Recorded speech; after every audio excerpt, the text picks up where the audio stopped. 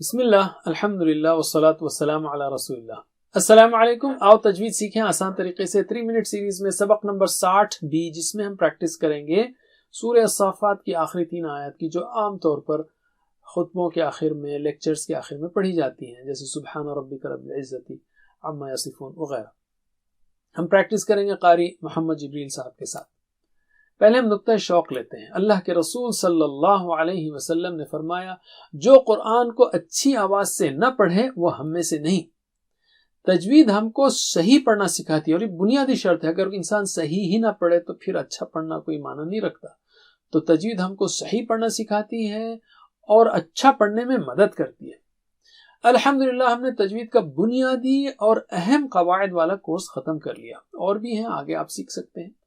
اب ان قواعد کی پریکٹس کرتے رہیے، کسی اچھے ٹیچر کو اپنی تلاوت سنائیے، اور غلطیاں ہوں تو ان کی اصلاح کر لیجیے۔ قرآن کو تجوید کے ساتھ پڑھنا قرآن کا ایک حق ہے، دوسرے حقوق ہیں اس کو سمجھنا، اس میں غور کرنا، اس پر عمل کرنا، اس کو پھیلانا، اور اس کا کچھ حصہ یاد کرنا تاکہ اس کو نمازوں میں پڑھا جا سکے۔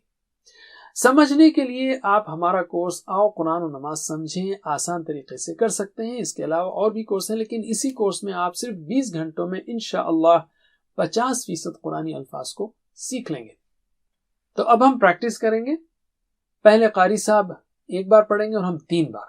اعوذ باللہ من الشیطان الرجیم۔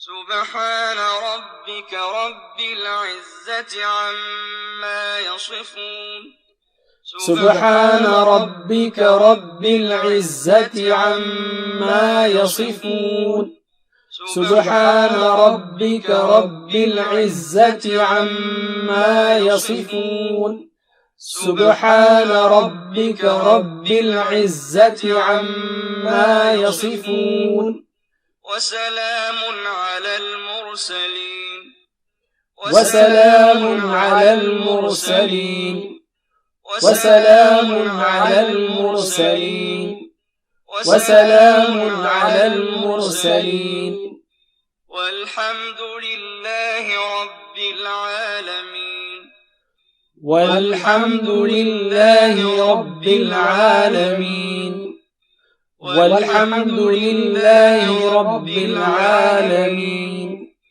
والحمد لله رب العالمين۔ الحمدللہ ہم نے کورس ختم کر لیا۔ اللہ سے دعا ہے کہ ہمیں قرآن پر پکا ایمان رکھنے، پڑھنے، سمجھنے، عمل کرنے، پھیلانے کی توفیق دے، اور یاد کرنے کی بھی۔ وجزاکم اللہ خیر۔